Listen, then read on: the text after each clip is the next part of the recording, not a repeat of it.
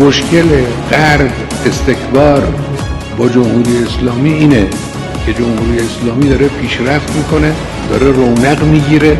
این پیشرفت رو همه دنیا دارن میبینن و بهش اعتراف میکنن.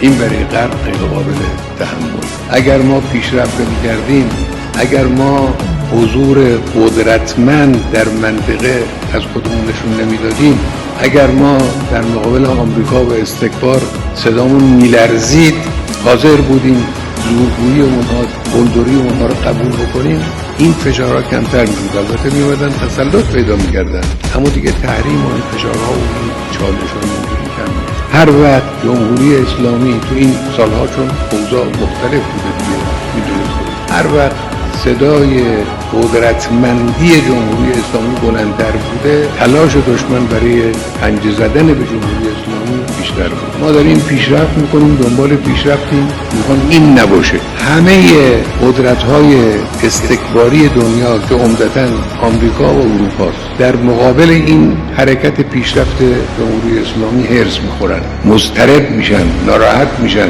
لذا وارد میدان میشن، هر کاری از دستشون برمیاد میکنن. البته هیچ غلطی هم نمیتونن بکنن، تا حالا هم نتونستن، بعد از اینم نمیتونن.